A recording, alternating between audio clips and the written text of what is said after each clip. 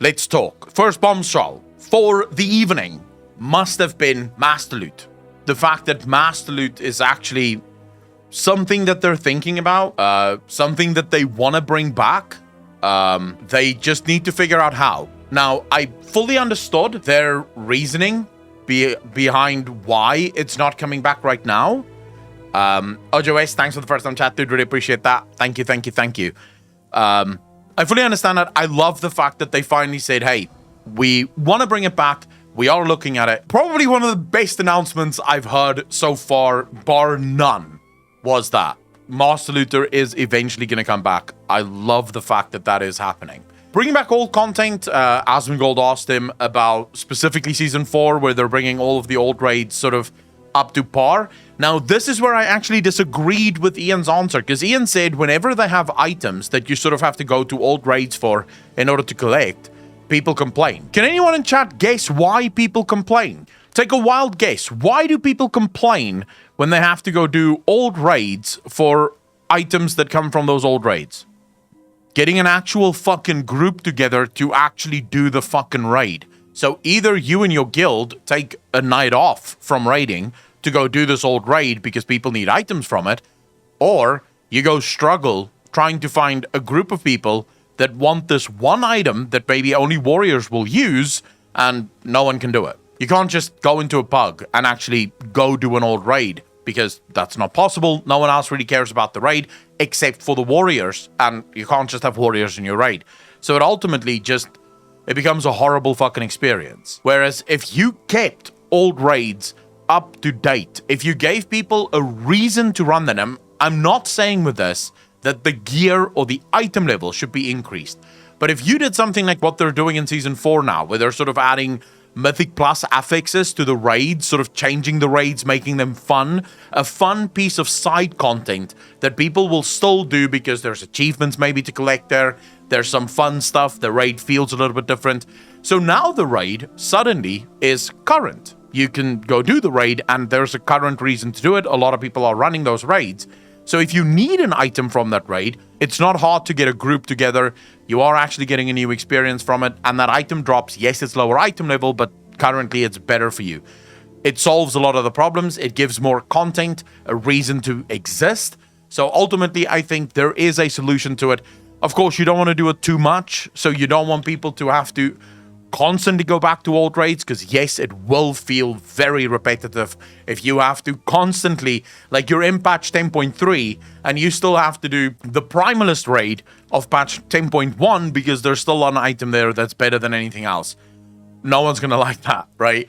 Like, Jesus, dude, I don't want to keep running old raids just to get items.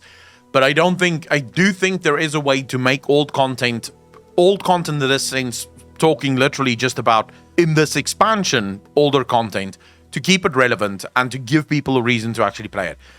Perhaps the biggest question of this entire thing is add-ons, and Blizzard's response and feeling towards combat add-ons specifically. To hear Ian say that they are actually not happy with add-ons and how add-ons work at the moment was kind of massive. It was insane. And finally, some evidence, because no one fucking believed it whenever we said it, Ian himself admitted they do design the raids knowing that add-ons exist. And it creates some of those weird moments in raids where they have to create things in the raids that sort of nullify the add-on. And those are usually the things that make the fights incredibly fucking hard and difficult, because in order to cheat the add-on, you need to create something that is either completely random, so the add-on can't really track it, or so difficult that even with the add-on, it's nearly impossible to do, unless you really just keep doing it and doing it and doing it and doing it, and eventually it works out for you. So the problem that they have, Ian actually, at least in his answer, made it sound like if they could, they would just switch off add-ons entirely. Like, they would just go and switch off the combat add-ons and say, fuck it, it's over. We're no longer allowing add-ons to exist, or combat add-ons specifically. The issue they have with this is, in order to switch off an add-on, it's not like they can just go and say, right, the add-on with the name DBM will not work in WoW anymore. Because the way to switch off add-ons is actually to say, what can an add-on track and what can't an add-on track? So can an add-on track the buffs that's on your character? If yes, remember the combat add-on can track what is the buffs on your character, but so too can sort of more quality of life add-ons. For example, weak auras being used normally, all weak auras does is allows you to see, the cooldowns of your buffs and see what you have in terms of debuffs. So it's just information. Now, if you disable the ability for add-ons to actually be able to track buffs and debuffs, suddenly you break a bunch of other add-ons that literally isn't breaking anything in the game. It's just giving information. So that's the problem that they have right now, is what do you limit from a boss perspective? And here's where I'm going to give you guys sort of get your tinfoil hats ready, because this is my guess at the moment. I think the UI update, the UI overall, is a way for Blizzard to get to a point where, if need be, so if they can't figure it out, if they can't figure out how to disable core functionality so that the add-ons stop playing the game for you, they can eventually just say, you know what, we're disabling all add-ons in World of Warcraft, period. So we're not allowing you to track shit. We have a UI that can track everything you need to track. We have a UI that you can move around and see your buffs and everything, but you don't need an add-on. This is our game. It's bog standard. Play it. Be done with it. I don't think that's what they will do. Just to be clear, I don't think that is what they will do, but I do think it could happen if needs be. But they did say that they're not overly happy with where combat add-ons is right now. So combat add-ons is their big issue.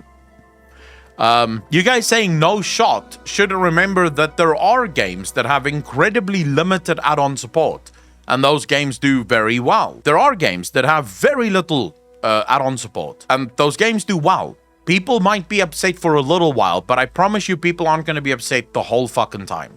Like, do you really think a lot of people are just going to quit the game as soon as add-ons are disabled? I call bullshit. A lot of people didn't quit the game during Shadowlands and BFA, so no, people will fucking stick around. Like, I call bullshit 100%. The fact that people didn't quit the game during Shadowlands and BFA tells you that WoW players are willing to put up with a lot of abuse before they will leave. So no, I actually think if the UI does the job and makes the game absolutely customizable and fixable and gives you the ability to change everything and move everything and put things, make it bigger, make it smaller, change the font, stuff like that. If the UI overall allows you to basically customize your UI to whichever way you want it to look and gives you the ability to track all information you want on your screen, including some of the more rudimentary boss timers and stuff like that, because Ian did say they don't mind when add-ons purely give information, which is how add-ons used to work in the past. They would give you information. What they mind is add-ons actually playing the game for you. So add-ons will do calculations on your behalf. Add-ons will tell you what to do next and what to do now and how to do this and where to stand and where not to stand. They don't like this. They don't want these things. So I actually think there is a world in which if they can't solve it, they might actually move away and say, fuck it. Just cancel all of it. The Seeker, thanks for the Prime sub, did really appreciate that. 5 months in a row. Thank you, thank you, thank you. I don't think that's how it should be. Fabi, by the way, thanks for the follow. Really appreciate that. I don't think that's what they should do. I think add-ons does have a place and it's not bad, right? But at the same time, yeah, what are you going to do? Then, of course, Asmongold asked about spoilers and data mining. Now, here is where Ian's answer confuses me, because Ian said they like the idea of the story whole. Thank you, Source of Prime sub, did really appreciate that. 5 months in a row. Thank you, thank you, thank you. They like the idea of people being able to test, their classes on the PTR and people being able to test talents and stuff like that. More mechanical, sort of technical things. They like that for the PTR. What they don't like is the data mining stuff. They don't like that the story gets data mined because the story is important. And he said what I fucking said, which was, whenever you have, so for example, let's look at Shadowlands. Now you have a bunch of data mining coming out. Data mining never comes out in sequence. So you don't get the story from chapter 1, 2, 3, 4, 5 in sequence. Usually with data mining, you'll get chapter 5, then you'll get chapter 2, then you'll get chapter 7. So the data mine happens usually a bit clusterfucky. So what ends up happening as people who follow the data mine is you get upset over a story that's just been data mined because you know nothing of the story that is supposed to happen beforehand and also nothing about the story that is supposed to happen afterwards. And the bigger issue, I don't even care about that because you can eventually change your mind and go, okay, never mind, the story was actually fine. The thing I mind more is why have a story in your game if you're just going to ruin it anyways? It would be like going into a movie theater and then they show you the end of the movie before the movie even starts. It's like, oh, by the way, here's how the movie's going to end. Congratulations. Imagine playing watching Harry Potter and they show you the end of the 6th film of Harry Potter before you even watch the first one. That's data mining. You've literally just spoiled the whole fucking story. I may as well not watch it now because I know how it ends. And I don't want to know how it ends. I want to see how it ends. So there's a quick fix here because Ian said they're not quite sure what the answer is here, but it is something that they're thinking about. Can anyone in chat think of a fix here? Like anyone? Like just throwing it up there for everyone to discuss. Can you think of a fix?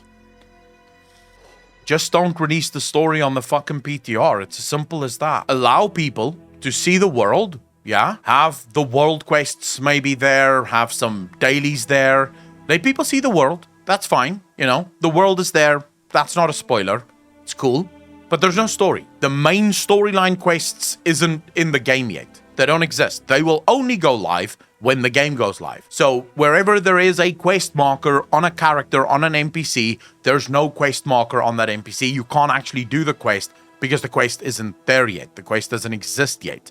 So that way, you immediately remove any spoilers. There's no story here. For the raids, because remember what you want, Ian said that the bosses that they didn't have on the PTR actually worked rather well. They had some bugs, and bugs are fine, you know, but for the most part, it worked actually rather well.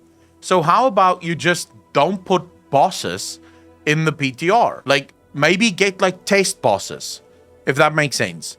Like, make, like, a group of test bosses. So whenever you make major changes to tier sets and stuff like that, you have sort of a test raid where you have different bosses that will test different things. So you have a cleave boss, you have a single target boss, you have a massive AoE boss, something like that. Make all of the bosses Hogger, and they just have different abilities that sort of test every single part of what you want to test. So you can test out how does the different tier sets function and interact with a given fight. And that's it. There you have it. You didn't spoil anything. You did get all your data. People tasted it for you. It's all good. So chat, here's my big question to all of you. What do you want to happen after Wrath? Because I know what I want after Wrath. When Wrath is finished, what do you want? Why care about it when you say you're done covering it, no matter what maybe? Ravikil, what do you mean? They should definitely do strictly internal testing. No more PTR, no more data mining. Everything is eternal, and if leaks happen, they need to investigate them and cut that out. You could probably do that, I think. Some proper Classic Plus. I want Classic Plus. Doesn't mean stay in Wrath forever. I genuinely believe that what we need for after Wrath is a true Classic Plus experience. And when I say Classic Plus, I mean Classic, add housing, add new content, new zones, new dungeons. Treat Classic Plus as a testing ground for the whole of World of Warcraft. So things that you're not entirely sure if they could or couldn't work, you know, in the game, throw it onto Classic Plus, see how it works there. Give people new zones, new raids, basically not necessarily a new story. Just give people more content to do. So basically you treat Classic as old school RuneScape. I think people would fucking cream themselves if you give them that ability. Safe, pretty much that, yeah. They can tell a bit of story to give authors a proper send-off. They could do that too. Where we go after Northrend. Well, Jay, I would say keep all of it the way that it is and just make a Classic Plus experience. End of discussion. It's the easiest thing in my opinion. And I think a lot of people would actually play the game for that reason. You know, that sort of back to a more basic way of playing World of Warcraft, but ultimately a lot of fun for a lot of people. Disbanded, thanks for the first time chat, dude. Really appreciate that. Welcome to the channel. Thank you, thank you, thank you.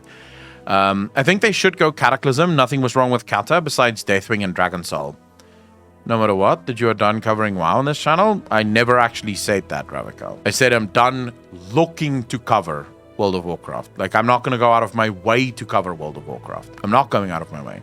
When people come to Twitch, we talk about whatever people want to talk about. It happens to be what people want to talk about. Plus, even if I did say that, my channel, my rules. I don't know what you mean. What do you want? Do you want me to write a letter to you asking permission? Should I get your permission before I cover something on the channel? Should I do that for all content that I want to make, or just the WoW content? Do you feel like for WoW I should ask your permission before I cover something? Just so we're clear, you know, I don't want to step on anyone's toes here.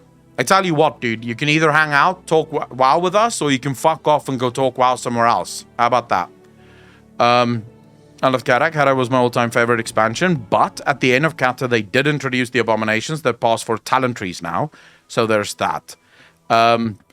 I like Cataclysm. I don't fucking know why people hated Cataclysm. Makes no sense to me. You do you on your own channel, man. It's interesting whenever people step in and they're like, oh my god, I thought you said you were never going to cover WoW anymore. It's like, dude, I can do whatever the fuck I want. I don't know why this is such a problem for you. Cataclysm was dope as fuck. How the Echo, ask our permission. How dare you? All right, chat, I would like to sincerely ask, if it's not too much trouble for all of you, do you mind that I still, you know, cover World of Warcraft? Is that something that I'm allowed to do, or would you guys prefer if I didn't do it? I need you also to know that whatever you answer doesn't matter, but I will ask just because that's the nice thing to do, right? Only if you focus chatting on Drakthir. I love those goofy bastards. The Drakthir is going to be really cool. I think the Drakthir is going to be really cool. We got the revamped expansion where goblins join the Alliance and Worgen join the Horde. I don't know if Blizzard is... Like, Cataclysm was a really weird time for World of Warcraft. I don't know if Blizzard will bring it back. I wish they would, but I don't think so. I wouldn't hold my breath.